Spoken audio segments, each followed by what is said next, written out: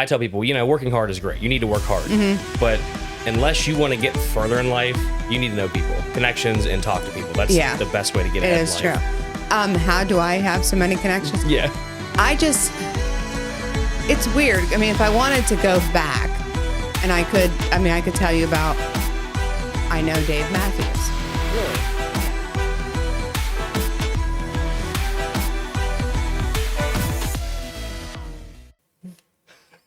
All right, let's do this.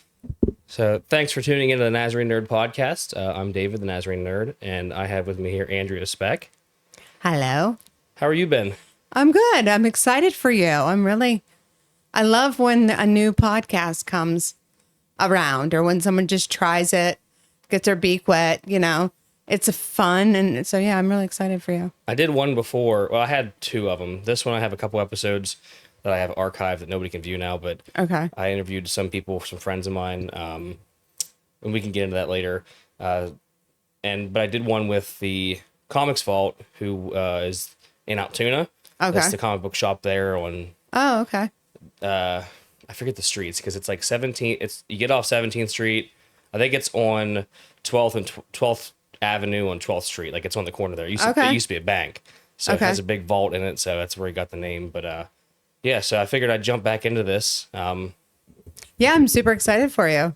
Congratulations. Thank you. And you don't know yet, I got the lead position at work finally in shipping. Oh, good. Yeah. Congratulations on that too. Yeah. So holy hell, things are just lining up for you. I know. I keep telling people, like, as much crap has come out of the past 4 years, I'd say 2024 has been, besides economy and whatever, has been really good. Yeah. So. Yeah, take the good, celebrate the good. Not everything has to be bad. Yeah. I mean, yeah, things are bad, but you know what? Good stuff happens too. Yeah. And you don't have to downplay it or feel like you're not allowed to celebrate it because, other things suck. Enjoy it. Yeah. Yeah. Congratulations. Thank you. So we'll start with some, I was never good at like questioning and we're just better at conversations because I've interviewed people like, I don't know if you heard of Rob Paulson.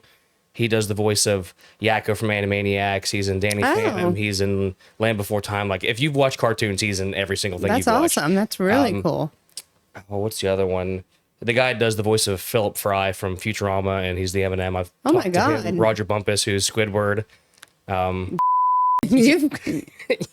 you're just now like, I think I'll get into this. Well, I had those interviews out, but they were for the Comics Vault podcast, that was my in of trying to interview people because it was at Sci-Fi ValleyCon, and just some random Joe Schmo who comes to the convention to ask the guy who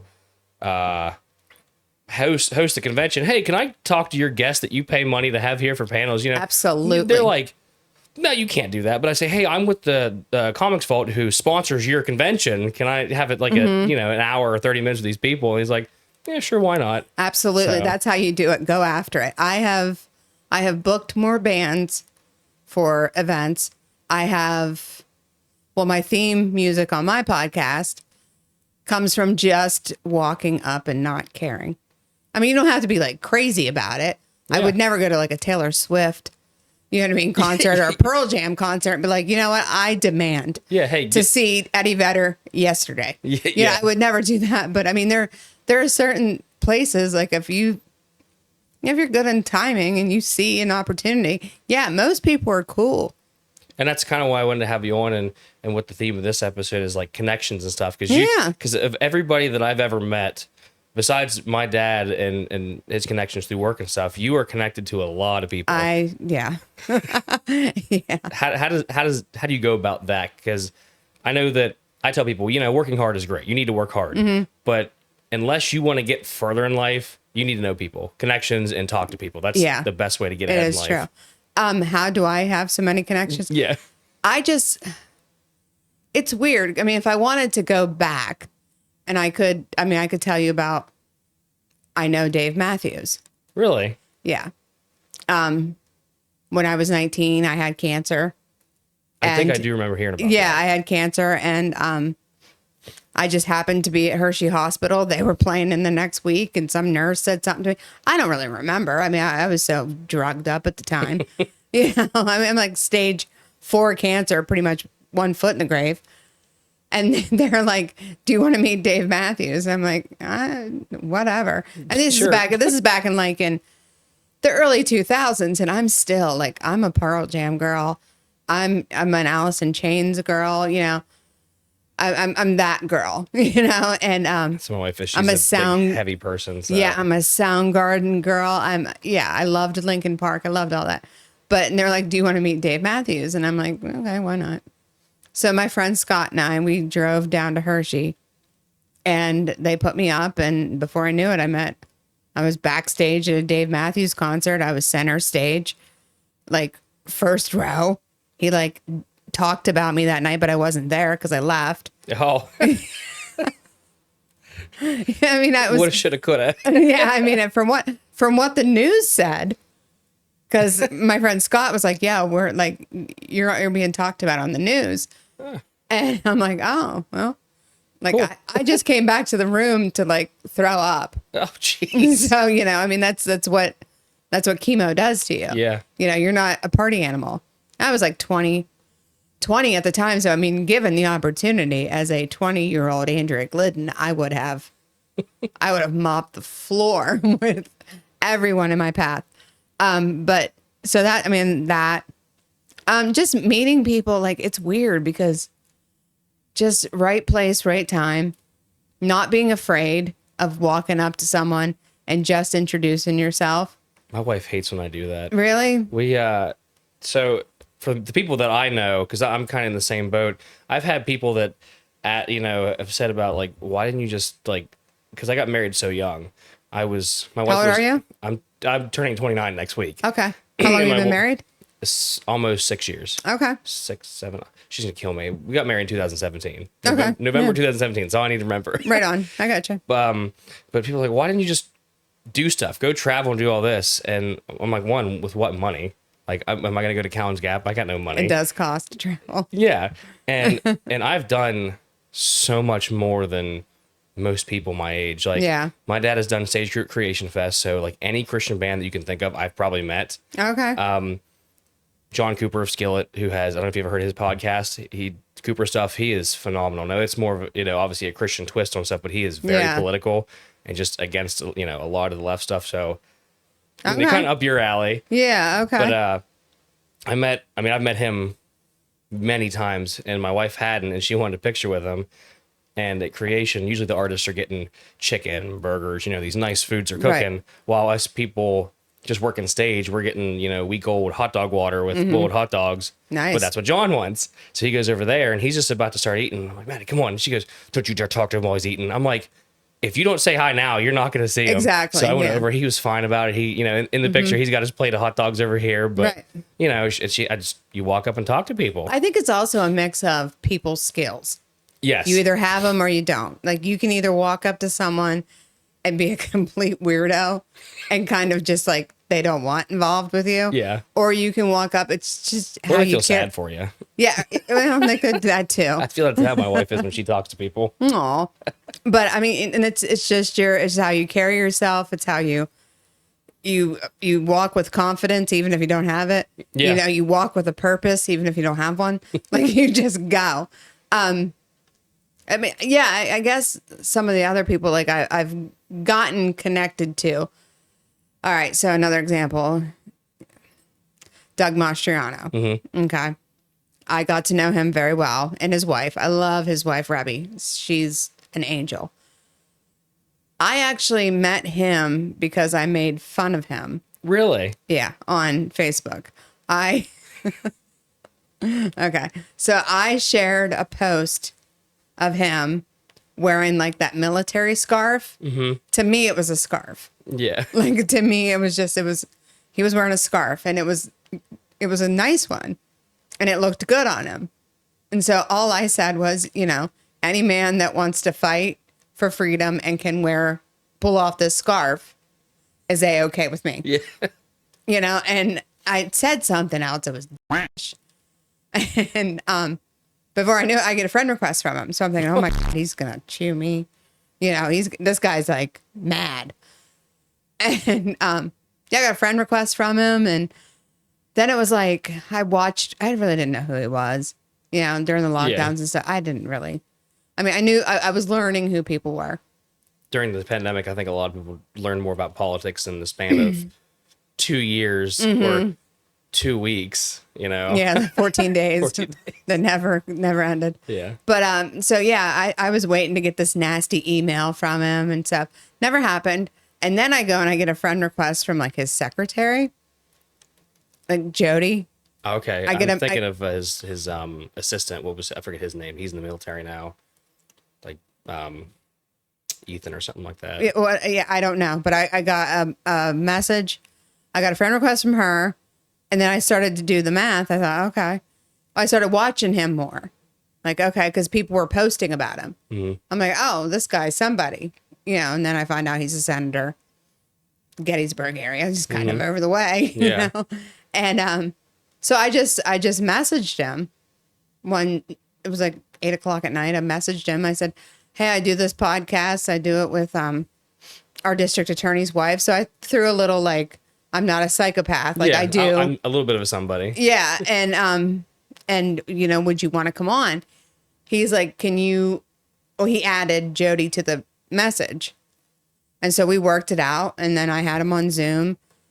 And then he came to Rock Hill for the homecoming thing. The homecoming thing. My dad actually asked him to come for that. Yeah. So that's how I met him. It was odd because he was there and he was like, he said to me, well, he texted me while he was up on stage and was like, I'm going to say goodbye to everyone that wants to talk to me.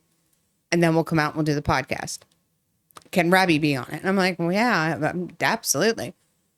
And so it was weird because he was like following me to my house and I have pictures of him and his wife in my studio area and stuff. So it was cool. And just being connected. Yeah. Another Matt Foltz from EAT, Entrepreneurs Against Tyranny. He also does the Rational Republic podcast. Another big power player down that way. Just being connected. And I think it's all confidence. Mm-hmm. I think it's all confidence, having good intentions.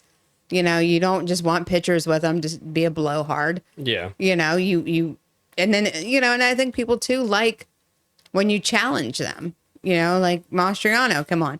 I don't agree with him probably on 80% of the shit that he believes in. Had a conversation in my studio and I was like, about abortion. I was like, can you tell me how you're pro-life for the whole life?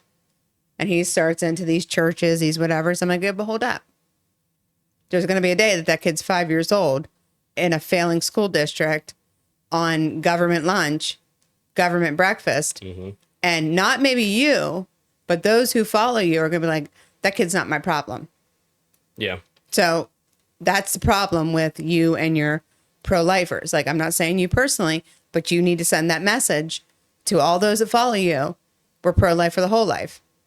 I don't know if you ever did or not, but I'm just still, I mean. Yeah, I mean, at my church, we support Crossroad Pregnancy Center, which they do a drastic thing of like, they get the dads involved too, which doesn't happen all the time. Like if a mother's in tragedy, you know, they want the father in there, you know, where we want, what was the one group?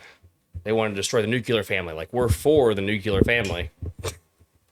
Oh yeah, if you want to fix society, yeah, you fix a nuclear mother, family. Father. Yeah. And so, like, they have from the time they're born, and then they follow up and make sure their mother's okay, and make sure the baby's okay, make sure they got a stable family. You know, you don't want the parents splitting up or the mother just kind of doing whatever. So, well, there are a lot of people that are having kids to people they don't know. Yeah, you know, this whole hookup culture, and I ain't hating on it. I mean, if you could be responsible and you want to let your freak flag fly, do you, girl or guy, whatever. But there is something happening where people are having children to people they don't know. You have to have kids with someone that you've at least spent like, I don't know, 6 months. 6 weeks. I mean, come on. But like I said, you're not having where people have actual relationships with each other anymore. You're having, it's like I said, it's this hookup culture. I think that has, I mean, I was actually talking to a coworker today about, he's 18 And, I got one kid, and for me, I think that's enough. My kid's a handful. But I told him, like, dude, wait till you're married. And he's like, oh, that's what I'm planning. I'm like, too many people, it's a you want to be a father, not a baby daddy. Yeah, it's a culture, like you said, it's a hookup culture, and it's a culture of, like, people getting together, having kids, and then I know that marriage is just technically a piece of paper, it's a legal document, whatever. No, it's not. There's still, no. well, I mean, to the society they have today, like it's to them, it's a piece of paper, whatever. But there's still, if you don't want to have a bunch of up kids running around, yeah, marriage is more than a piece of paper. Marriage is I absolutely agree. A commitment that we're not going to screw this kid up. Yeah, I absolutely agree. Yeah. But I'm just saying, like, in what people perceive Am I allowed today. to swear? I'm sorry. I'll bleep it all. It's fine. You can say what you want. I'll censor it. Okay, cool. I'll edit. I've never been censored here. It's a brave man. Brave man. That's why it's afterwards. What is it? Ask for forgiveness, not permission. Yeah, I don't know. I'm not down with either one of them, but still, yeah. But back to the whole like nuclear family thing, yeah. And those that want to crush it, because what happens is there is a sector of society that wants failing. Mm-hmm. They want kids to fail. There is a sector of society that calls schools, like preschools, the preschool to prison pipeline. Really? Yes.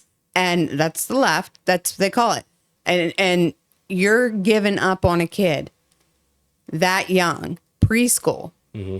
Preschool's what, 4 or 5 years old? Yeah, I think my kid he was 4. He's 5 now. He'll be heading to kindergarten in August. So, okay. Yeah. So yeah, you're giving up on a kid that young. And that's the left doing that too. Mm-hmm. So, I mean, they have their problems too. That's why I tell people, it's like, as Christians, they're like, you're just all about rules and not having fun, this and that. And I'm like, if you look at the, we'll call Jesus was a animal. If you look at the guidelines set by, fun. the Bible on how, marriage should be between a man and a woman, nuclear family and all that, like it's not so you're not having fun. It's to keep you safe. Mm-hmm. And like, it's good for you. That way you learn to be a parent, to be a husband, be a wife, there's reasons why there's rules. I would take 2 men raising a child or 2 women raising a child over a drug addicted woman that is on her own. Not because that child doesn't have a chance. That child is that's giving up. And that is when the judgment of, God forbid, you want to terminate a pregnancy, because, honestly, it's probably one of the best decisions you can make if you're addicted to drugs, and you're 6 weeks pregnant, and that coming off of heroin or whatever, it ain't going to happen. It's not that easy. I mean, it's not that easy. I mean, I can't speak for women. I'm not a woman. But what I'm getting at is that there's so much judgment being thrown on that topic when it should just be the individual's rights. And that's what the right always talks about, individual rights. And that should be the end of it. And people are like, oh, when, for me, I'm glad Roe v. Wade's gone. That's as a Christian, I think that's a, right step in the right direction. But now people are like, oh, Trump got rid of it. Now he basically took away your rights and you can't do it anymore. I'm like, no, he gave it back to the states is where it should be to begin with. Mm-hmm. And I mean, Pennsylvania is we just had a speaker come in on Sunday. It's a, abortion, basically an abortion service state. Like, it's completely legal through most whatever in the country. So people come here to do it, and that's why we, as Christians and the Crossroads, try to get them, beforehand, there's options. If anyone out there is listening and they're pissed off by this topic and they're on the left or whatever, and you have an abortion nurse or someone that works in a clinic, call me, because I want to talk to you. So a little plug here. Yeah. How'd I Get Here podcast? Andrea Speck, you can find me. But no, we could get on this one for days and days and days. I have this as a whole topic for another time anyway. Okay, well. But yeah, I mean, like I said, I can't speak for a woman. Individual rights. Yeah. Let's just leave it individual rights. And you have the right to be against it. Yeah. And I have the right to say, let's look at this a little. Let's look at this through some different eyes. Let's look at this through someone that sees reality on reality's terms. Let's just do that. Yeah. There's always, and this is the difference between, conversations and then arguments, where it's all right, we can agree to disagree. Yeah, but there are topics. I just heard this the other day. Someone asked me, like, Do you think there are topics, political topics, that you could hate someone for if they disagreed with how you felt? Yes. See, I would view different. I don't hate anybody. I can't. Yeah. As a Christian, I'm not allowed to. Yeah. I mean, but the difference is I love everybody. I love people. But that doesn't mean I have to like you. I get people at work. It's like, I love you as a person, but that doesn't mean I like you. Right. Oh yeah. There's that. I want you to go to heaven. I want to see you in heaven. But here on earth right now, please go away. Yeah. Well, I'm not so quick to say that that's where I'm going to end up. So I'm just going to hang out where I'm at and say what I think. And yes, and there are topics that I will absolutely hate you for. And and if you listen to my podcast and stuff, once you hear me explain it, hopefully you see through like, oh, I get what she's saying. I might not agree with her, but I get it, and it comes from a pragmatic place and a place of someone that has lived her life through connections, through being at the right place at the right time, through weird coincidences that happen all the time. That's what, I don't know. That's me. I mean, coincidence. It's you never realize how small this world really is until something happens where people are traveling in another country and you run into your friends who you hadn't seen for years, had no idea they're there at work. And I'm actually gonna have him on the podcast at some point. Kent Tonkin. I don't know if you were there at work when he was there. He's a professor at St. Francis University in Altoona, or in that area. What's he doing there? I forget what. I think he does. It's awfully odd to go from like college, professor to cabinets. Well, no. He came down for the leadership. Yeah, no, I was getting there. No, he came during his on his off time. He's a freelance, he does leadership programs. Gotcha. So Cabinet Works hired him to do leadership, and I go in the break room the one day. And I'm looking at this guy. I'm like, why does he look so familiar? And I looked at him like, Kent. He goes, hey. And I had interviewed him for the Comics Vault podcast. Okay. 5 or 6 years ago, because he teaches. He's a big nerd. And you actually he's a big music person too. He actually is in a band. He's a bass player. Okay. But he teaches a Batman class at St. Francis. And I don't remember it has to do with his class, but it's also, I don't know if it's not economics, but it's I can't remember what it's really about, but it's kind of on a social status type thing. Yeah. But I hadn't seen him in 5 or 6 years, and and Batman, yeah. And he just happened to be at Cabinet Works for a leadership training. Okay. So I think a lot of Batman stuff could pertain to life, Oh, absolutely. I mean, I I've had the conversation before, would Batman be a conservative, a liberal, whatever? I mean, yeah. I honestly think he could go either way. I mean, he's probably just like a libertarian. He just wants the best for everyone. Yeah, he's got a ton of money, but he doesn't like crime. He's not greedy. So, yeah, I think he'd probably sit in the middle. Yeah. And then he's probably really hot. You know what I mean? He's probably super good looking. Yeah. Most portrayals, I guess. I think he probably would be. He would probably. I mean, if he was real life, yeah, he's got to be good looking. I mean, you can't be a superhero. The only problem I have is that the weight that Bruce Wayne can lift in the comics. I think he benches 1,200 to 1,500 pounds, which is humanly possible. Okay, but nobody would look the way he does. If it's just your average guy who's got 6-pack. Bulk chest, bulk arms, whatever. The people that are benching that much are these bodybuilders with the big guts, huge arms, whatever, The steroid guys. Yes. So nobody. You don't think he could just do it off of just protein shakes and. Or at least if he could, he's not going to look pre-workout. He's not going to look like your average creatine. You don't think they can just do that? No. That. Okay. Yeah. Phone overheated and. All right. So what else are we getting into? I'm not sure. Okay. I'm not, like I said, I was never good at here's some bullet points. Let's go through this stuff. It's just always been a conversation. Cause we went from connections to abortions and politics. So Batman. Yeah. Cause I never imagined this podcast is never really gonna be political unless it's a specific, cause I know with John Cooper, people get really upset whenever you talk about something that, especially in church. And it's well, that's a political issue that shouldn't be discussed in church. I'm well, sometimes what follows as politics is actually religion, or should be right, or should be or like a moral discussion than more so than politics. So, well, my podcast, How'd I Get Here, that I just started, I'm getting more messages about people like, you should run again. You need to run again. Yeah, we'll get into that. You like ran for representative? Yes, state representative. I did. I ran, was it 2020, I think? 2020 or 2021. Yeah, right before you started working at Cabinet Works. It was something like that, yeah. I ran. I got a good bit of the vote. I mean, which was pretty cool. I didn't spend any money on it. I had some cool signs. I voted for you. Did you? Yeah. Well, thank you. But yeah, I think I was a part of, I mean, to go back to Mastriano, I was part of, the hymn, Teddy Daniels, Kathy Barnett. Who else was it? There was some other ones that I think we were all on the martyr syndrome.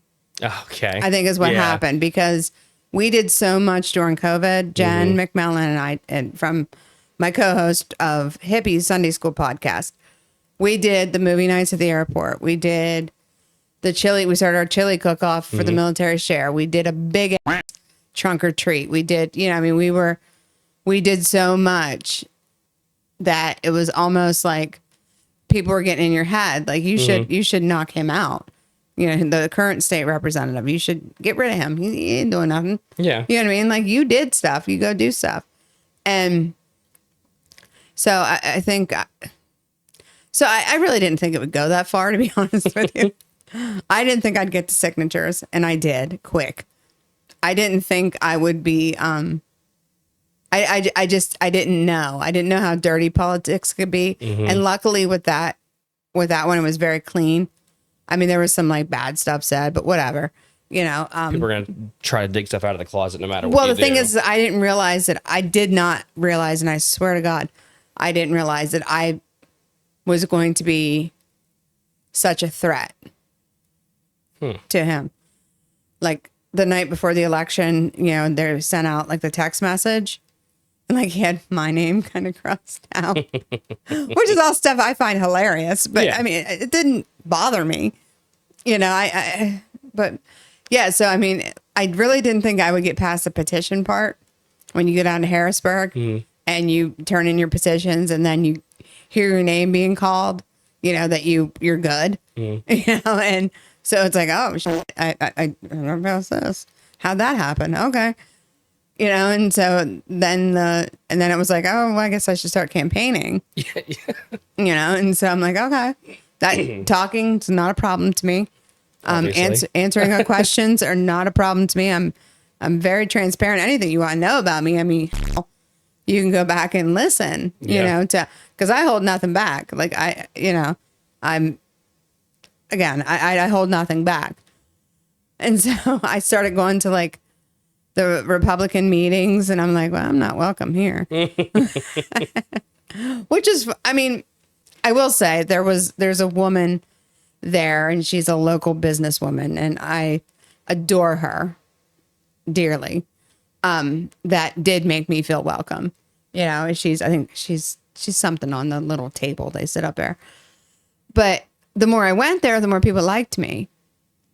So that was weird. I mean, it wasn't weird, but it was like, I didn't expect that, and then some jabs were thrown at me like about my podcast. And I'm like, whoa, like, you don't like, no. And the thing is that like, it's not because it's my podcast and I have these feelings about it.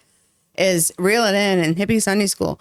I had mothers on there talking about losing their children to, cancer. I had women on the sexual assault response team talking about some of the most horrific things that they've seen and how they still show up to work every day. I mean, I had some fun, I mean, we had Macy Weaver, Trooper Weaver's wife. Okay. She came down and we talked to her and stuff, because we don't want her to think she's forgotten. Yeah. In Huntington County. And so like, to take a swing at that, as Andrea Smith is sitting in the room, who was my co-host, but I thought that was the shittiest thing that was done. But like I said, I said what I had to say during it, and it was cool, and it was over with. But again, like I said, the whole Republican Party, I don't think was a fan of mine. So I went to the dinner, and I'll never be so thankful that my kid ran over a rock. She was probably high on weed. You know what I mean? She was probably smoked up and, just ran over a rock in the middle of Maddenville. And I would never be so relieved. I had a speech prepared. I was ready to go. Like, I was ready to do this. And Mike Huckabee was there. Oh, really? Wow. Yeah, he was there. And everyone, you would have thought Elvis was in the building. He's a big deal on the conservative side. Yeah, but it's strange. Because I'm a Rudy Giuliani girl. Like, you want to see me lose my shit? Let me see America's mayor. Like, the guy over here with the Relaxium, I want to tell him that shit doesn't work. Because I'm an insomniac. I tried it. I took it. No. I don't want your coloring books about President Trump. Like, enough. I loved when he was on The Masked Singer. I didn't watch that season. I got bored with it after like 3 seasons. But the Asian guy, I forget his name, the actor, Dr. Zhang, whatever. He's no idea. Rudy Giuliani was on The Masked Singer. So the whole premise of the show is people put on costumes. Oh, okay. Yeah. You sing, but nobody knows who you are. So the whole season is them guessing, and you vote people off, whoever's the worst, whatever. And I think it was mid-season he finally got voted off. And as soon as he took his mask off, Dr. whatever his name is, Zhang Zhen, he walks off. He was not happy about having him on there. Because this was, I would say, 2021-ish, 2022. Jeez. So, yeah, he was not happy to see him, and he just walks right off. Oh, my God. But, yeah, so back to, like, I'll wrap this up. But back to the Republican dinner. Yeah, my kid, she calls me. She's like, yo, this just happened. I'm so sorry. She's crying. I'm like, I'm on the way. I'm on my way. I'm out. See ya. Yeah. And I had a great speech prepared. Like, I was ready. But I don't know. It just didn't feel it. Like, I was looking out into the crowd. I'm like, none of these people are going to like me. Like, I'm not wearing a pantsuit, first of all. Like, my hair is longer than to my ears. So, like. You don't look like a businesswoman. No, strike two. They're just not gonna, like, I don't even think I can make this crowd laugh. You know what I mean? Usually I can bank on that I can get a laugh, but I don't even think I'm going to get a laugh out of these people. So when she called, I was like, absolutely. Thank you. Gone. See ya. Yeah. I mean, I think that goes with any politics of how it's a much older generation, and, boomers. Well, sadly, they're the only ones that care. Yeah. They're the only ones that give it, or it's a cheap meal, or I don't know what it is. But I went to that and I had went to the EBT. Mm-hmm. I bought a trolley, mm-hmm. and then I bought this big wreath. Like, I had about $400 wrapped up into, because I didn't put a campaign into, like, the book that went around. Mm-hmm. I didn't put a campaign and picture or anything like that in there. So I thought, why not support local business? Yeah. And I'll do a door prize that makes more money for, the cause then. Yeah. And that was not well received.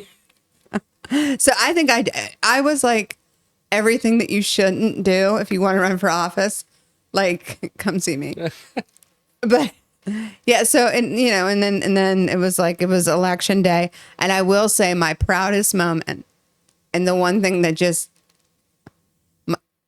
keeps my heart warm, is the people that came out for me, the people that voted for me. And I'm telling you what, my poll workers, I had some of the best people working election day for me, that took their time, that took a day off work.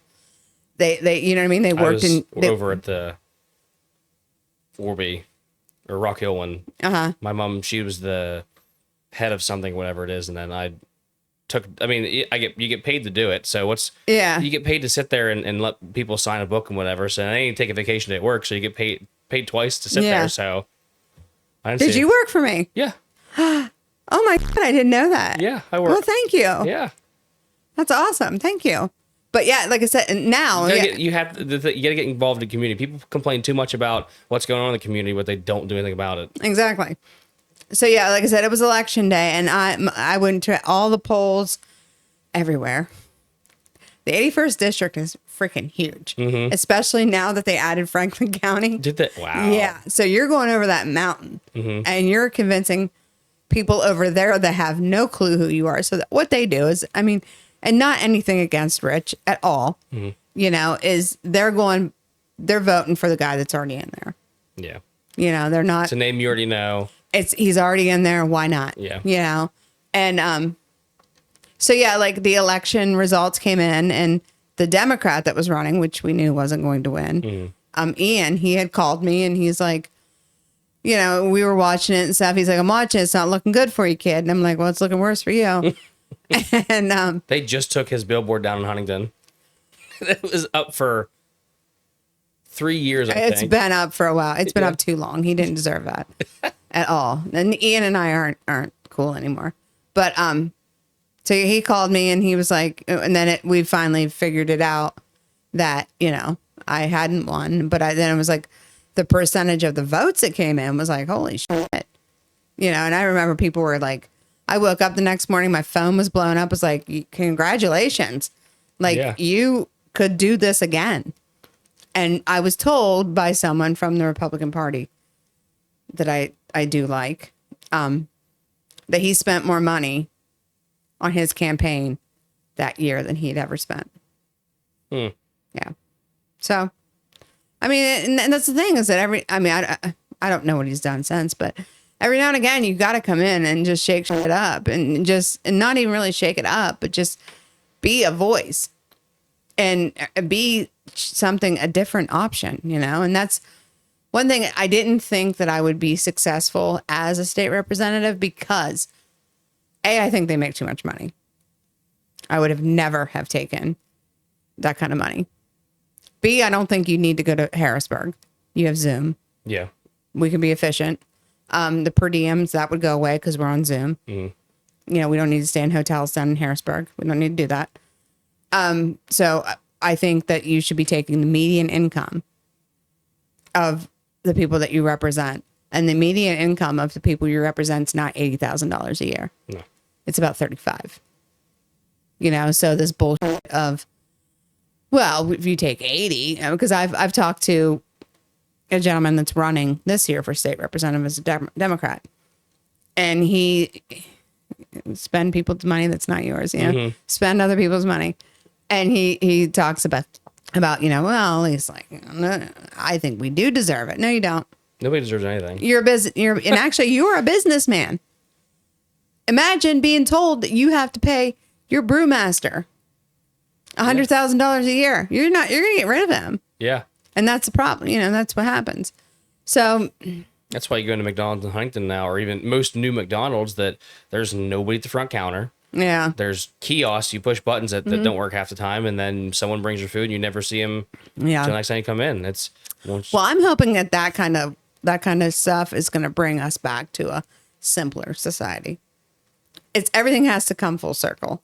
You know, like all this technology and all this smart stuff. Yeah, it's cool.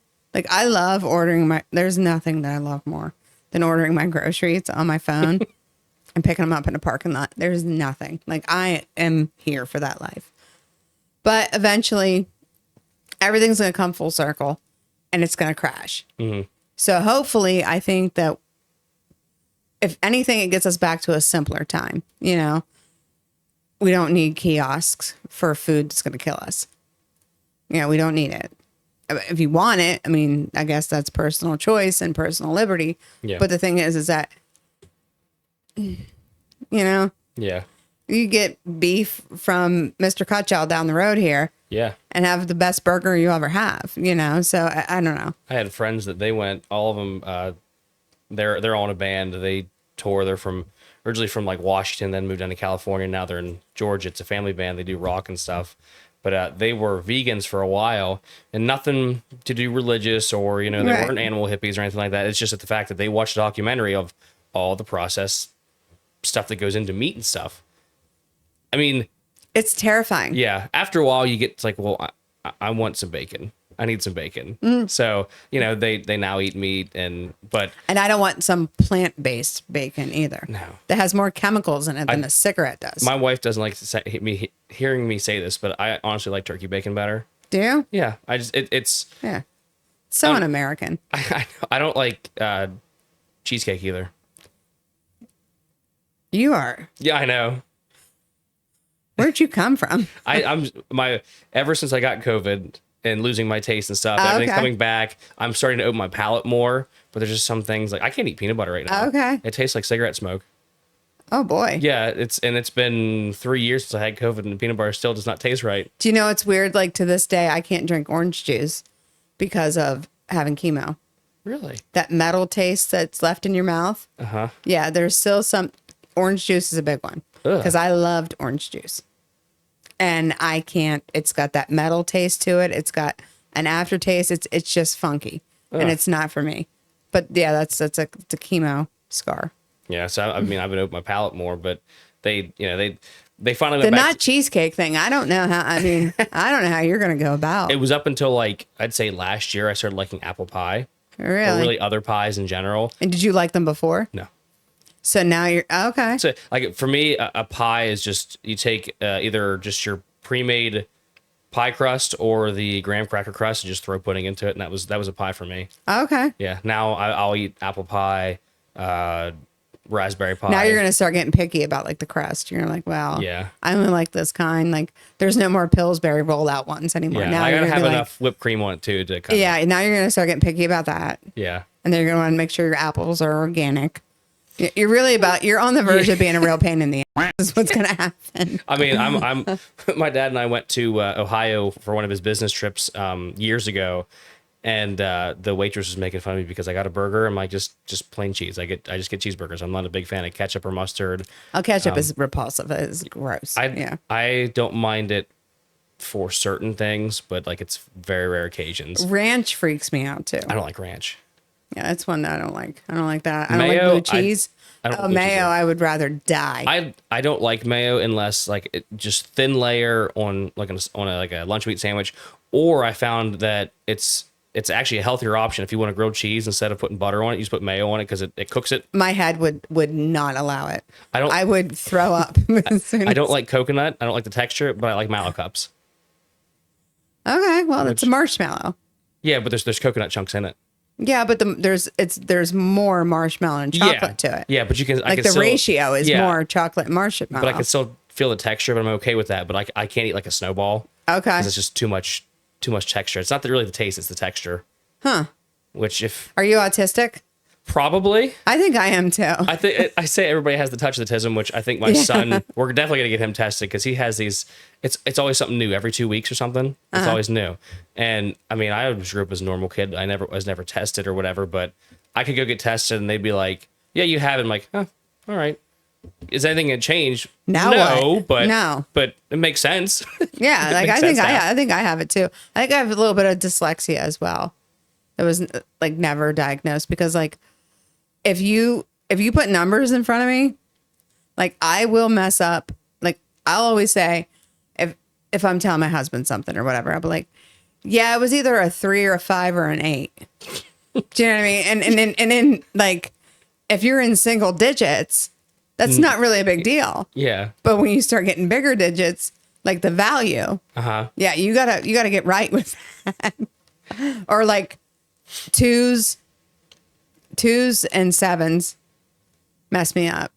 Oh, because they could flip. Yeah, but I'm okay. 1s and 9s, I'm good.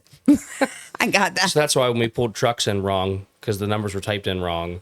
Probably not. Yeah. No, it wasn't. It was nothing that was my fault. But yeah. So the whole political thing, I keep getting people asking, "Would you do it again? Would you do it again?" I don't know. I really don't know. I don't know.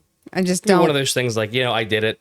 Now it's off my bucket list. That's the thing. It's yeah, and I'm a box checker. Mm-hmm. Like I like to do things. I like to try things. I have the balls to try anything. So why not? I mean, I'm 43. I've met. Again, I'm connected. Mm-hmm. There's not much I regret. There's not much that I haven't done that I want to do. So I know that, I mean, still.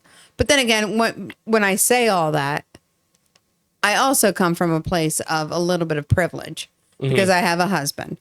My husband does well, you know, so I can like just get a case of the ass and be like, I don't want to work in there anymore. Yeah. You know, or I want to focus on something else. I want to do something else. And that's how I am. I mean, most of my privilege comes from my dad because he's kind of the same way. He's a talker. He'll talk to anybody. He can get along with anybody. I mean, I always known him as like he's a walking dictionary. So he knows just about everything. Right. At least you know, as a son of like looking up to him, all my political. Does it annoy you?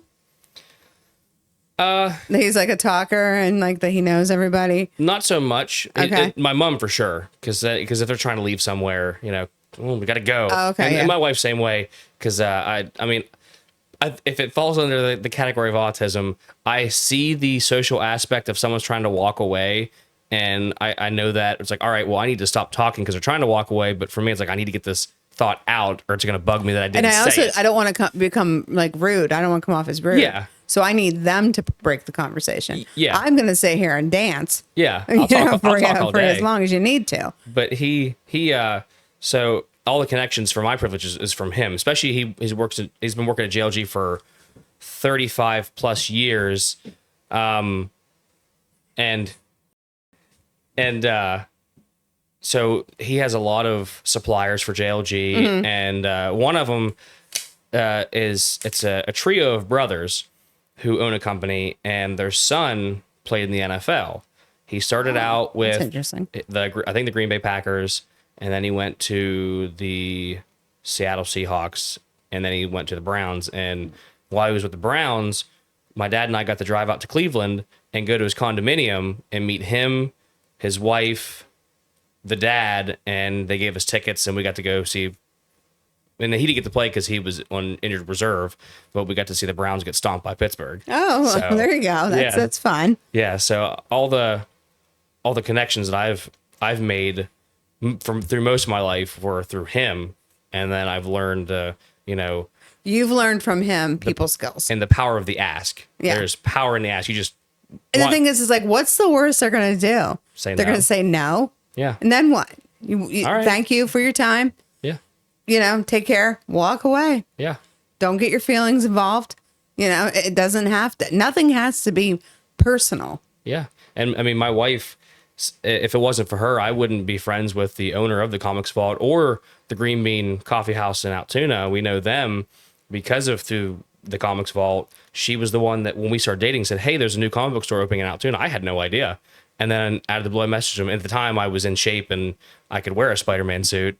I said, hey, for your grand opening, do you want a Spider-Man there? And he goes, yeah, absolutely. Yeah. So I went there and started chatting him up, and you know, we've been friends ever since. And the thing is never be afraid to have fun either. Yeah. You know, like doing that shit is fun. Mm-hmm. Yeah. Dressing up as Spider-Man and acting a fool. Nobody knows it's you. Yeah. Nobody cares. And if they do, I don't care. And the thing is, it's like, look at these little kids' faces that are excited to see it. And then and that got me into doing birthday parties. And so they're for real birthday parties. Absolutely. Okay. I did. My son's birthday's on September 29th. So I don't know. We'll I mean, if I could lose some weight by then, but I don't know if he wants a fat Spider-Man. At the time, I was like 180 pounds. Okay, so you're all right. I was 60 pounds lighter. But yeah, I saw it's the joy in these kids' eyes. Absolutely. And the thing was for me, and I was very affordable. Like I did it for 2.5, 3 years, and the price kind of went up like $5 or $10 every year just to, you know, for traveling. And right. you know, I think the furthest I did was like I went 2 hours out of my way. And obviously it's like, here's the set price. Well, you're dedicated. 2 hours. Yeah. My God. I was like, here's a set price. And if I'm traveling, it's this. And any longer than an hour, it's donation or whatever. Right. So, and I wanted to make sure that these kids, it was believable. Because I mean, you see these costumes, like these Facebook videos of these, you know, people in these terrible suits, and it's funny, but like these kids are gonna. I mean, obviously, most kids are like, oh, you're not the real Spider-Man. Stick to a wall, swing, whatever. But those are the little asshole kids that say that. Like, the kids with manners are like, Spider-Man's here. Yeah, my costume was like, I made sure that it was authentic and it looks movie accurate. Okay. I even have I've only wore it to one party, but I have the Ben Affleck Batman suit. So I have the rubber cow. For real? I do, yeah.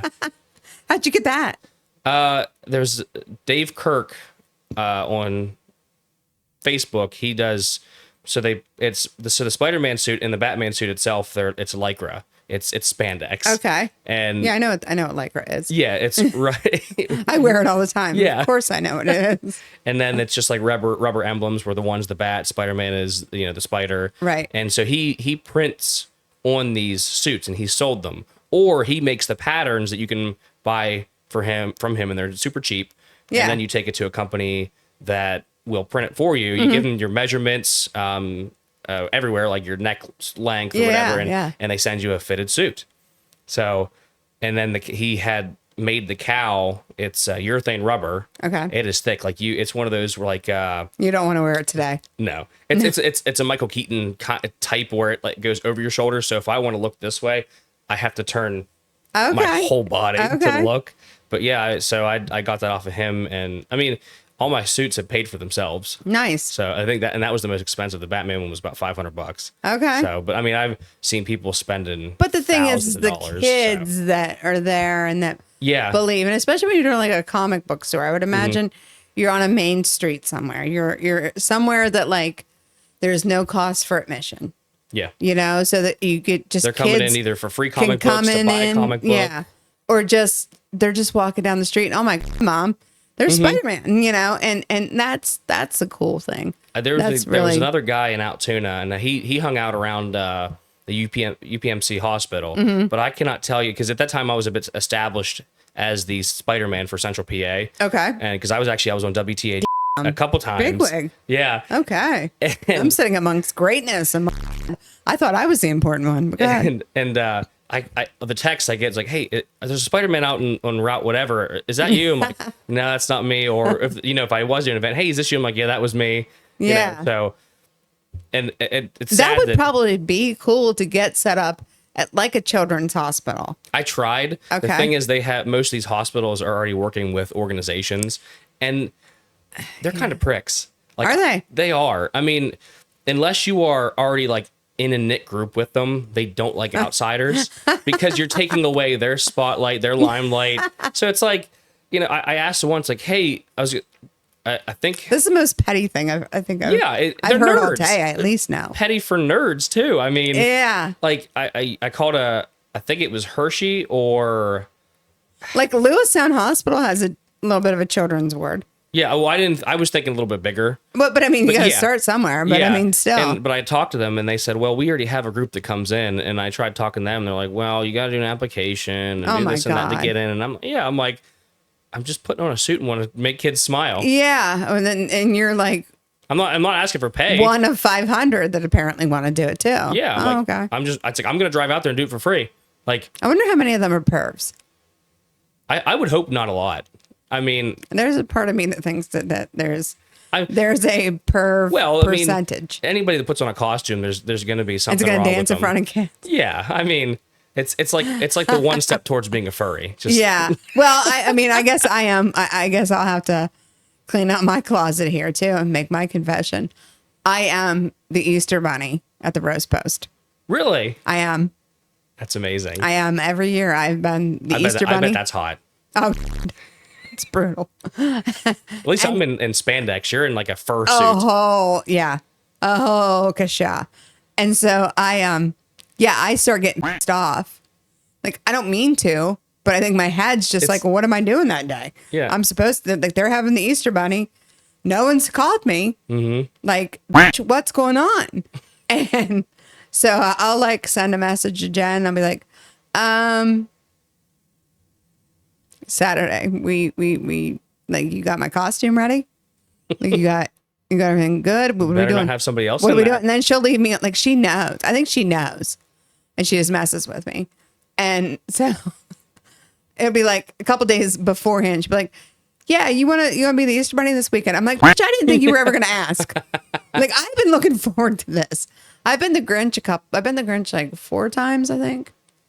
Yeah. I was gonna go extra this year at work because they do the Christmas stuff, and last year Jay put on the green suit, dyed his beard. Oh yeah, he went all so out. cute. I have a Ben Nye makeup kit in my attic, which most of the wax stuff is probably melted, but my wife found it at a yard sale.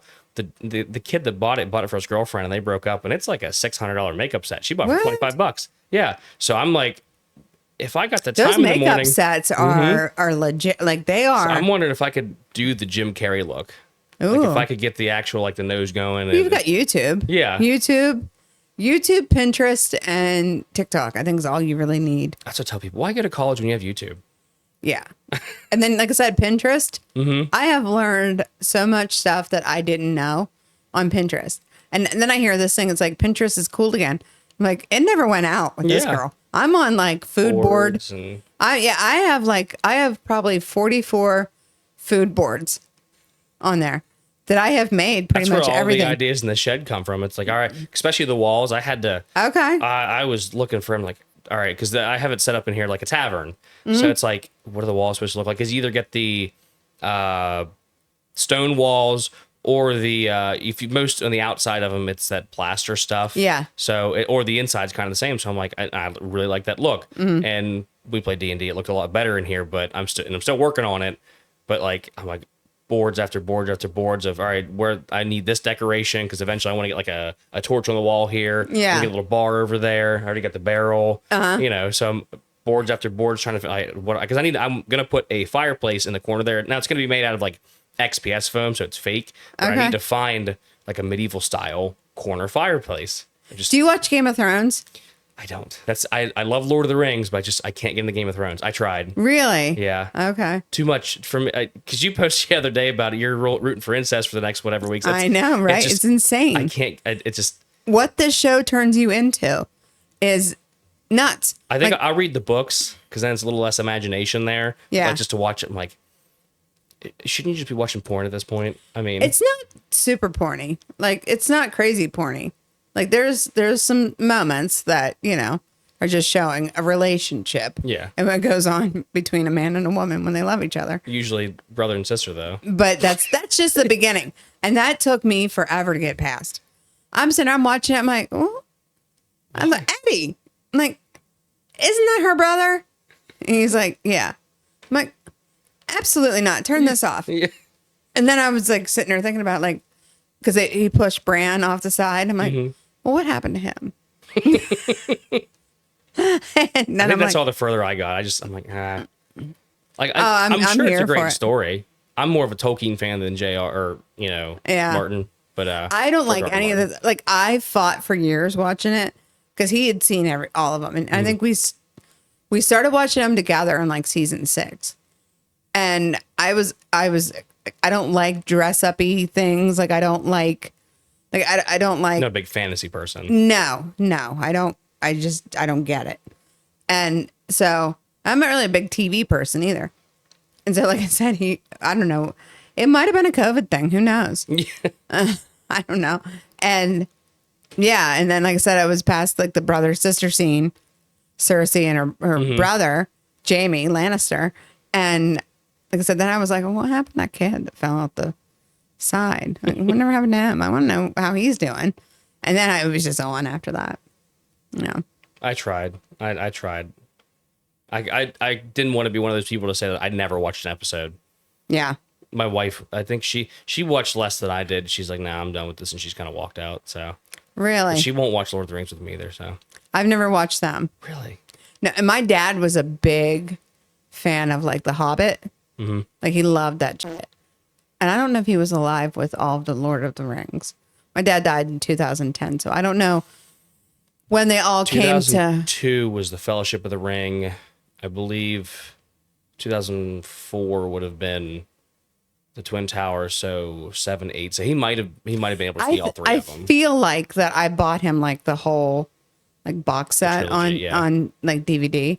Like I feel like there was something I did buy that, but yeah, he was into that. He was into Star Wars and stuff too, and I wasn't. So I like Star Wars, but I'm realizing I'm more of a fantasy person than I am sci-fi. Yeah, it's just I'm not. I'd rather watch people running through an elven forest that's gorgeous and fighting with swords than, people just shooting lasers at each other. So I'm a little bit of a reality TV. Oh, okay. Like I love trash TV.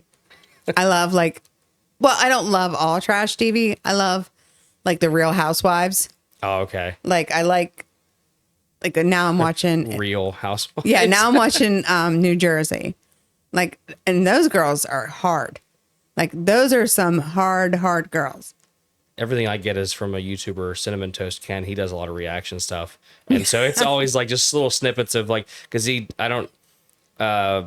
Love is Blind, I think is one of them. I don't watch that one. I don't watch anything else. Big Ed is on, the dude with no neck. No idea. He's on a bunch of stuff, but like they'll do snippets of reality shows. And they're horrible. Mm-hmm. I mean, if you like them, it's content and it's funny, but like just in general, if that was reality in real life, that's horrible. Yeah. People's lives are miserable. Yeah. Like I said, I don't go out of my way to watch them. I don't belly up to the TV on a certain night to watch them, but I don't think anybody bellies up on a certain night anymore. No. Well, it's all streaming and whatnot. Game of Thrones. They said that Game of Thrones was the last show that we all watched together. That every Sunday night at 9:00, oh, yeah, everyone got in front of their TV and they watched Game of Thrones. Nobody watched it the next morning. I wonder if it's House of Dragons the same way now. Probably. Like that's just wild. I heard from what I understand, it sounds like it's better. There's more dragons. Yeah, which should be, if you're a fantasy person, that's going to appeal to you more than just... Yeah, the one, Aegon, he's got like the biggest dragon ever that's ever dragoned. Matt Smith's character, I'm assuming? I have no idea what their names are. Stop it. I know I'm not that into it. He played Doctor Who. He's the one that he's missing an eye. Yes, yeah. Matt Smith. Yeah, he's but yeah, he drives. He rides the biggest dragon that ever dragoned.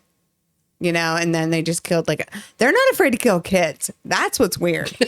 Like everyone's into it and they're killing kids off. I think they killed a toddler from like the TikToks I'm seeing, but I fell asleep during it. So I don't know, but see, TV's weird. Like they're okay with killing, toddlers. I mean, from the society we got, whatever. But then you watch Netflix and it tells you the Richard Ramirez story. I don't know. The Night Stalker.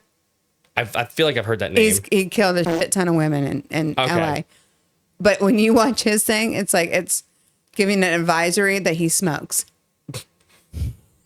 Wow. Caution, they're smoking. Now this women. This man went on a rampage where he raped and killed women. He did horrible stuff to women. But he smoked. That's the bad part. That's the bad thing. Yeah, so you know what? Just be aware.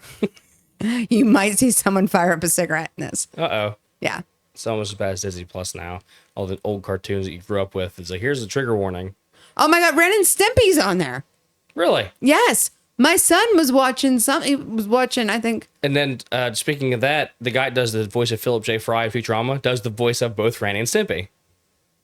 I want to know the backstory. You said you interviewed him? Mm-hmm. Okay. Billy West is his name. Okay, either get me his contact stuff because I want to know the backstory of Ren and Stimpy.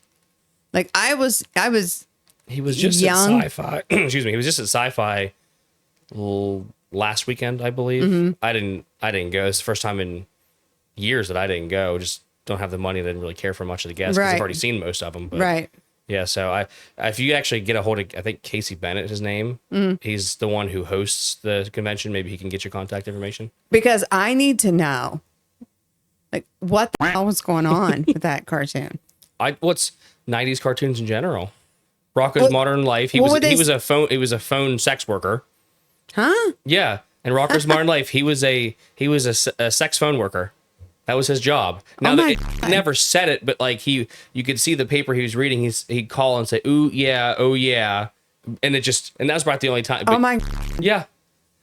And then they said Rugrats was it all those kids were dead? I've heard that theory before. Yeah, I was a big Rugrats fan growing up.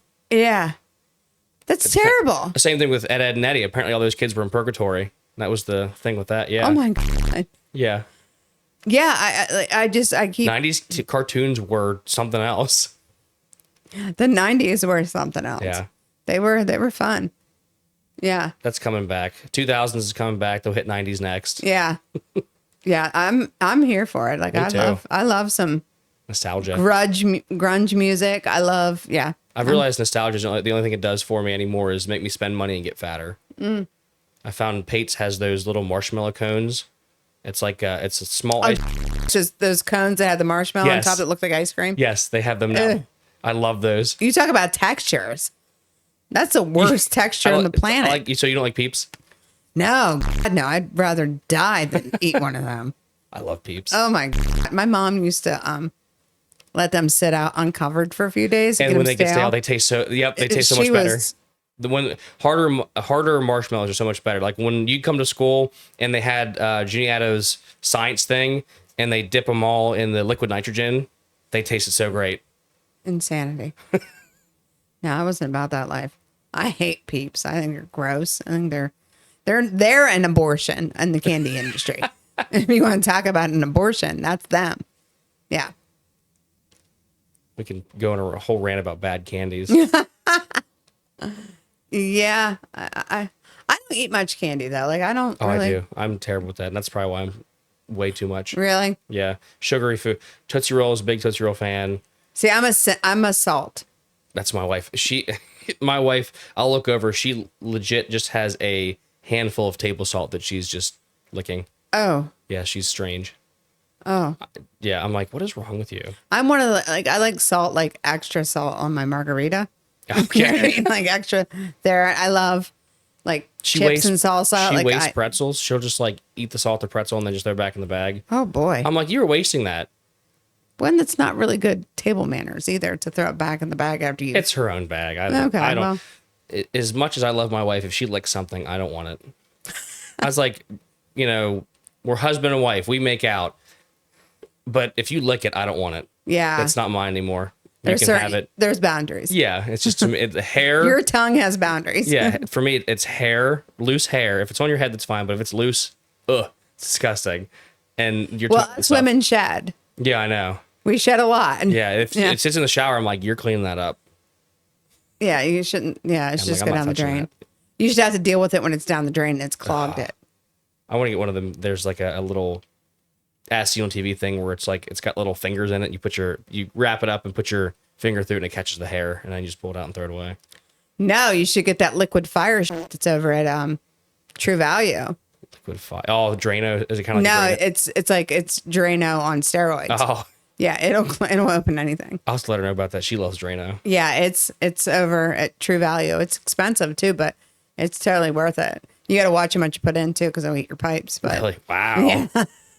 See, I mean, you have to read the instructions on the back to tell you like your water to like liquid fire or whatever it's called ratio, so that you don't end up melting all your pipes. But I mean, it's chance to take. Yeah. These conversations have devolved real fast. They have. I know. Who would have known we were so quick that we'd be able to just I know pivot. We've never talked much until we started working together, and then even then we really didn't talk much. No, you weren't out on the floor that much. You were in the nice AC. Well, I was on the floor for a while, and I really liked it whenever I was, because I liked walking through and seeing people, and you know what I mean. Like I loved the people that were on the floor, and I loved being able to say what's up to them and chit chat with them for a minute, And I loved shipping. I loved going back there. I loved everyone back there, stand back there. And I'll be honest with you, when I first started, I didn't know much about like truckers or like how things work. Truckers that come through. Right. I didn't know how it worked. I mean, back then the dock was where it was. And then there was like just me, and I walked back there one time, and Jason, when he worked, Jason Lenz, our original lead. Yeah, when he was back there, he had my back anytime I had to go out and deal with a trucker. Like except for the first time. Some of them guys get feisty about being on a schedule. Like, I got to go right now. Yeah. It's not ready, so sorry. Yeah, but the first time that I ever went back there by myself, Jason texted me, he said, there's a truck driver here. And I'm like, okay. It was like 20 after 3. I'm like, okay, I'll be back, whatever. And I go back there and it's like, it's ghost town. And I called Jason. I said, hey, I said, you still here? He's like, no, I left. I'm like, what the like, I'm about to get trafficked, you know? And so I got the truck driver and I got him sign his thing and stuff. And I bolted back in. And I think like the next day I gave him about it. And then after that, like, he looked out for me, and yeah, he was a good time. Yeah. I'm learning a lot of stories from truckers now. It's some of the people that come through there are characters, to say the least. I always liked them. Like, some of them, yeah, were weird and they stunk and whatever, but you know what I mean? They're people too. Yeah. They have a job. They have a job. They're doing honest work. I mean, I don't know if there's cabinets and children in the back of that cab van, but whatever. Or not van, but yeah, that back of the cab of the truck. Yeah, 18-wheeler. I don't know what's all back there. But I mean, they were always nice, and I did have a lot of them proposition me though, that like they would take me wherever I wanted to go. I'm sure. In the front seat of your Western Express. Like, you have like 6 inches of dirt underneath your fingernails. Like, you stink like armpits, and yeah, you wanna go. There were probably days that I was like, you know what, let's go. That's some true Riz right there. What young kids say. Yeah, there were probably days that was just like, whatever, let's do this. Or we're heading to California. Yeah, like or 5 minutes. Get dumped off at the Susquehanna. Well, I guess we'll wrap it up there, since we've touched on just about everything. Let's do it. Yep. Thank you for coming out. Thank you for having me. Yeah, especially it's nicer to be in a studio and sit down instead of. I mean, I know you love your Zoom. I do. And I will say the quality for Zoom. I'm a Discord person. I guess it's a little more advanced than Zoom, but there's some drawbacks to it. But I mean, it's always nice to look someone in the eyes to have a conversation. Yeah, totally. Yeah, it is. But you know, I'm also like a minute from you. Yeah. And like, because Kent's coming down, and I think he lives somewhere out in Altoona, so that's about an hour away. That was always the biggest compliment to me before, because with the podcast, we kind of took a little bit of a break, you know, I mean, after like COVID, and then once like the events and stuff started, it was like everyone's so busy, you know, and so like now Zoom, the quality, like the audio quality is fine. You know, you can hear people. They have a good noise suppression on it, I'd say. I had worse times with people with microphones. Really? Mm-hmm. Because I think everyone thought that because like you're a microphone, like you have to be a certain distance. You know, you have to be either close to it, you're too loud, or you're too quiet, or whatever. Like nobody, and you can't expect people to know that either. Yeah. You know, and so like I love Zoom because you can just talk into your phone. Some people wear earbuds, some people just talk. And yeah, so I do like it. And if someone wants to come in personally and talk, like that's fine. But for the most part, I look at the price of gas. Yeah. People's time, you know, and my time, and just, you know what I mean? And then trying to like coordinate and schedule and get where, you know, where I'm able to do it is easier. You know, whenever you have Zoom. I'm trying to get someone to come down. It'll probably end up being just Zoom. You might like this story. His name's Dean Kramer. He's a guitarist who's actually.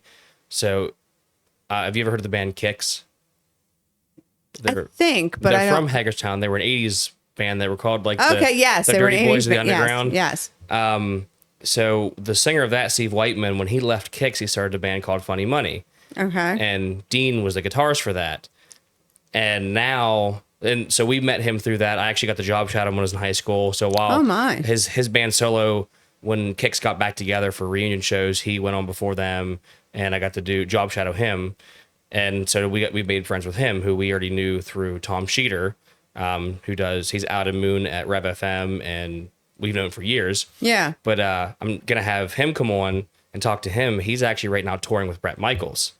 I'm going to the Bret Michaels show. So the guy with the gray long hair is Dean Kramer, and he's touring with Bret Michaels. He's Bret Michaels' guitarist. I'm going to to the Hollywood Casino Okay. to see him. Yeah, I'm going D. with Snyder and someone, I forget, another person with them, touring with them. I'm going with the boys from Rational Republic podcast. Okay. I'm going with them to Yeah, the Bret Michaels con. You should go. We should get like all of our podcasts together and let's go party. My wife wants to meet Bret Michaels so bad. I can make it happen.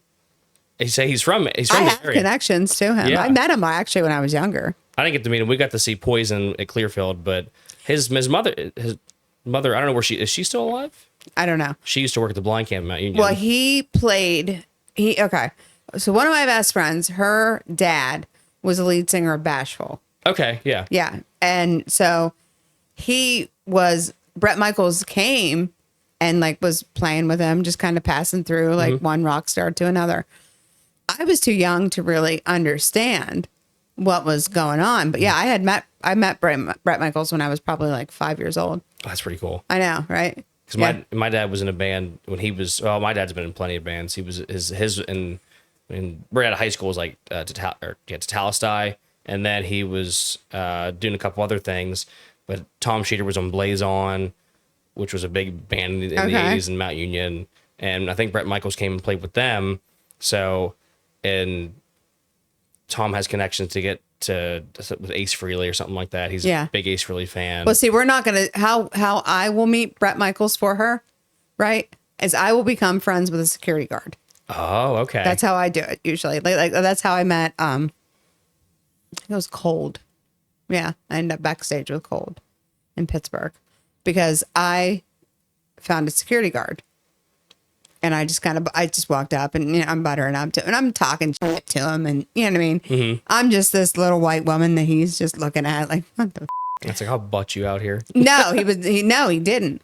I was like, they're not giving us beer until like a certain time. I was like, I'd like a beer now. He reaches over the cooler. He gets me one. He gets my girlfriend one. I'm like, that's right. So I give him a 20. He said, I don't want it. What are they going to do? Kick me out? And I'm like, exactly. So I hung out with him for like a little while. And so that's how we do it. I'm going to let my secret out. You buddy up to the bouncers. You find one that's cool and you don't be overly like, whatever. Like they'll check it real quick. You be charming, be like simple, and then, but also a little bit flirty, but not too much. Don't be a hoe. and so, and before you know it, like they like you, you have to do it before the show starts too. Yeah. Because they don't have eyes behind their back and the back of their head and you can't expect them to. But yeah, so somewhere in the like 45 minutes is kind of like a sweet spot before like the gates open. Mm-hmm. Find a security guard. And that's going to be your guy. You can drink before it's time to. And he's going to, and he'll get you where you need to be. And they're usually kind of like cool about it. They just kind of tug on their shoulders. Hey, this is Andrea. Okay.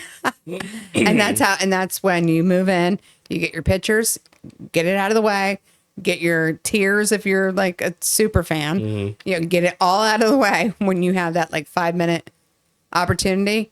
And then when the show's over, then see where it takes you. Okay. Yeah. Cause I've been on the tour bus before. I've never been on a real tour bus. Yeah. We'll probably hit one. Our friends in the band, it's called Liliac.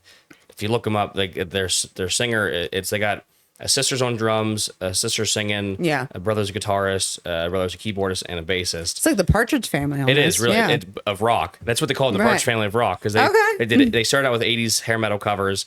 Now they have 3 original albums, which I just find hilarious. You're like, when do you guys do original music? I'm like, they have 3 original albums, but they actually just bought a tour bus last year, which was Marilyn Manson's tour bus. They bought it off him. Yeah. So we're hoping they're going to be in Duncansville in September. So we're hoping to try to just at least look at the bus, because they've been over here because they were actually on America's Got Talent and World's Best, which was a very short-lived show. Okay. But so I mean, when you're a very talented band and you're a family your family's from Romania, It's Oh, wow. The Yeah. dad and mother is from Romania, but they met at a Romanian church here in America. That's some like reality TV stuff right there. Oh, there was a company that wanted to do a reality show of them, but Okay. but they're like the contract and just what they wanted to film. It's like this. It doesn't feel natural. And Did they want to like expose them? Yeah, pretty like much. treat them like a and they're a humble caricatures. They're a very humble Christian family. Like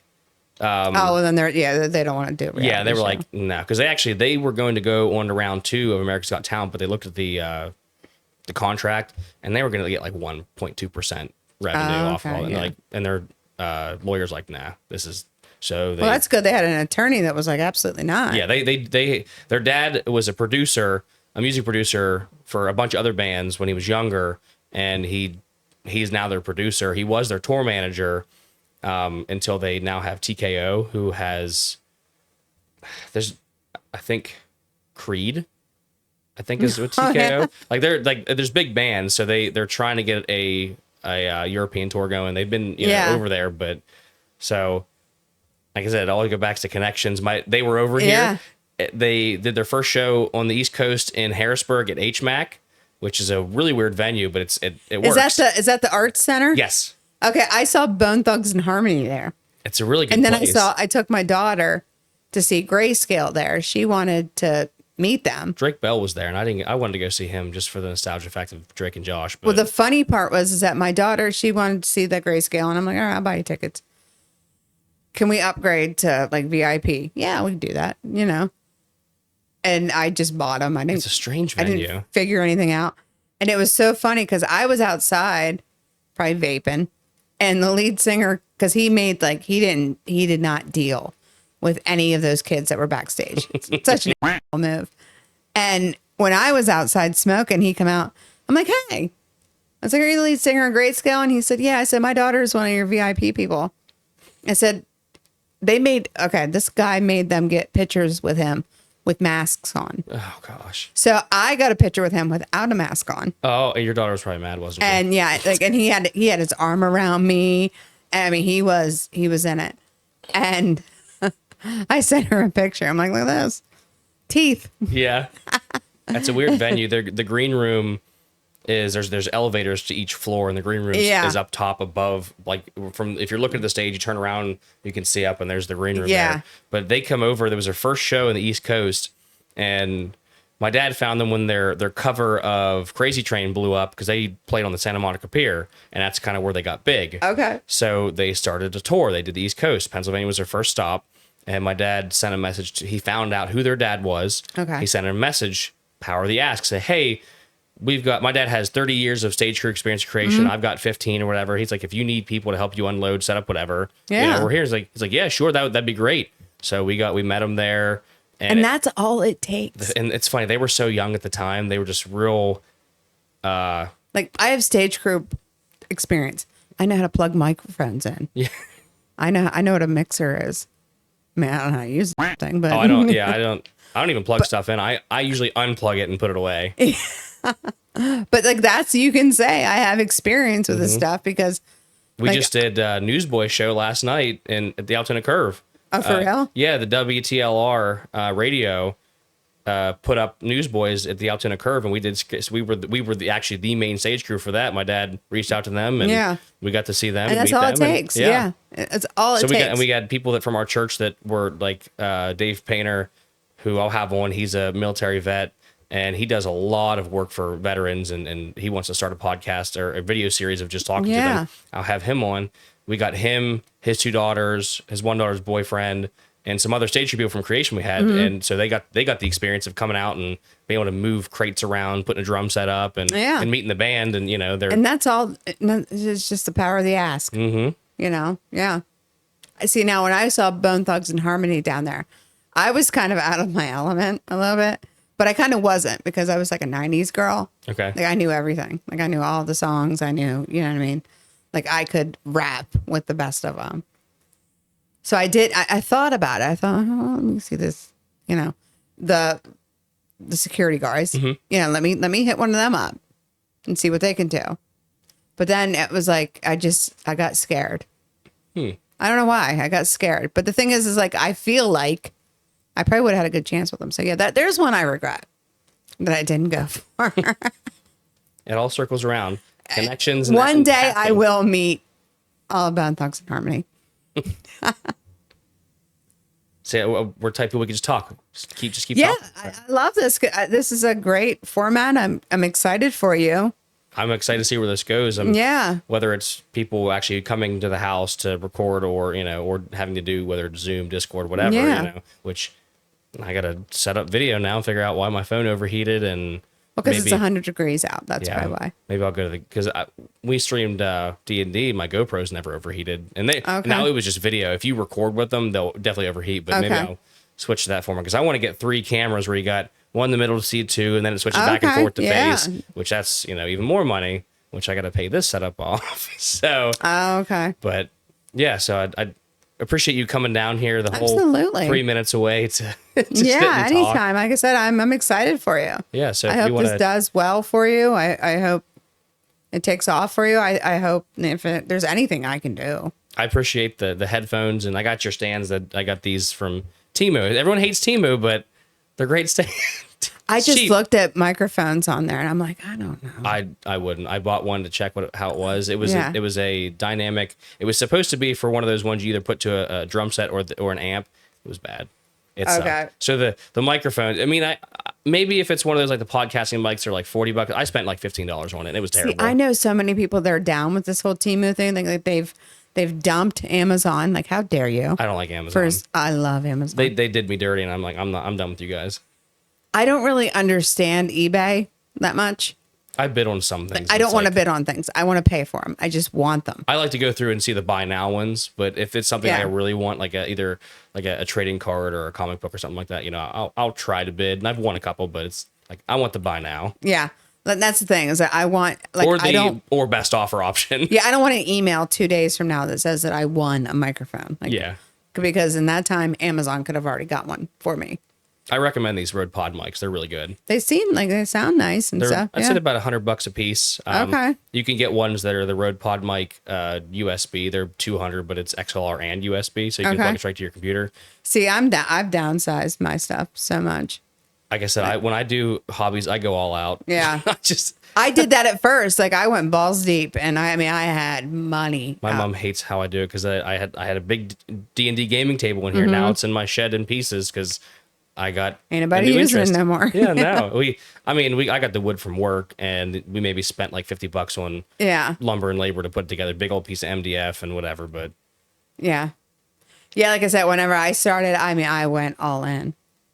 I had the big, I first had a 2-channel mixer, and then I got the 4-channel mixer, and then it was like I had all these pimped out microphones and stuff.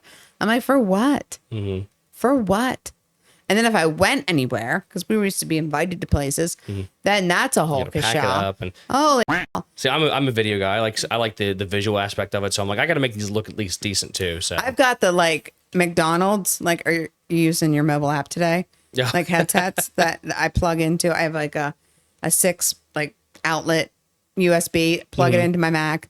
Put those guys in. We can go anywhere. Yeah. Yeah. Or at home, I have like the headset and the microphone set up. You can get one of those like conference microphones, just sit in the middle of a table, would even work. Yeah, well, I don't have a table right now. Well, but if you're going traveling, you'd say, "Hey guys, come on over here," or sit down. And because when I was at Sci-Fi, there was a back room that we sat down in with, because I talked to Rob Paulson for the longest because I'm a fan of a lot of the shows he did. And I caught Billy West coming out of the bathroom, like, "Hey Billy, come here real quick." Yeah. And then I actually sat outside on like a park bench outside the convention center, talked to Roger Bumpus, who was the voice of Squidward Tentacles. Yeah. So I plugged into my phone, hit record, and we just sat there back and forth and just talked. Did you get him to do a Squidward impression for you? Absolutely. Okay, good. I got all of them. Yeah. Because Jimmy Neutron, Carl Weezer. Yeah. That's Rob Paulson. Okay. So I wanted to get him to do more, but obviously I'm like, I don't want to be greedy. Yeah, you don't talking because silly. People have to pay for like voicemails or whatever, and I'm like, Yeah. I don't want to, hey, can you say this real quick? Now I did get him to read like an ad lib to start, a podcast intro, but I'm like, I don't want to be too greedy. I want to be that guy. Anyway, thank you for coming out. Absolutely, for the third time. Thank you for having me. Just a little friendly reminder, if you want to hear me, I'm at How Did I Get Here podcast. You can find me on Spotify and all major platforms except for Apple. Surprisingly, I am on Apple. How'd you get on Apple? That Podcaster for Spotify app. If you post it to that, they'll do. And I don't know if they still do it, but I was already on, so I think You're on there as a podcaster. Yes. You're not on there as a user. No, I'm a podcast for Spotify. How much is that? I don't pay anything. I guess I'm going home and doing some work. Because I used to be on Apple, and that was my favorite thing. Like, because I'm an Apple girl. I'm a Mac, whatever. Mm-hmm.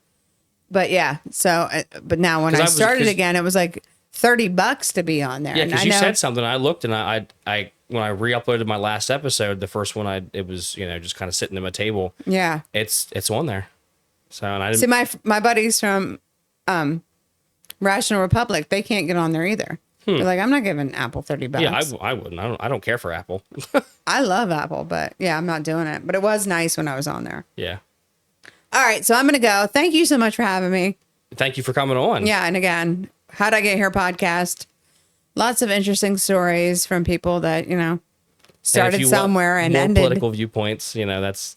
Because I'd say you're a politics podcast. What did you call it? I mean, I think that would be one. I think so. I do attract politicians, and I do attract, for some reason, I attract them. I don't know if they like to challenge me or if they like to, because nobody really challenges me. That's the weird part. Like usually they just want to I don't know. I think you could actually learn something. I've had some pretty cool guests, like Ryan McDonald came on twice. Who knew? He ended up in my inbox. He was like, hey, I've listened to your first episode. Hey, if you'd have me, I'd love to have you. Here's who I am and stuff. And holy shit, was he good. I had him back twice, and he just, yeah. It is. Yeah, I guess it is a political podcast.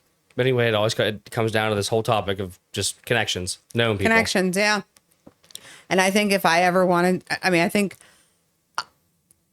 I won't go so far, but I have a feeling that Hippie Sunday School is going to be back too. All right. Well, thanks again. Yeah, no problem. Thanks for coming on. Good luck to you. You too.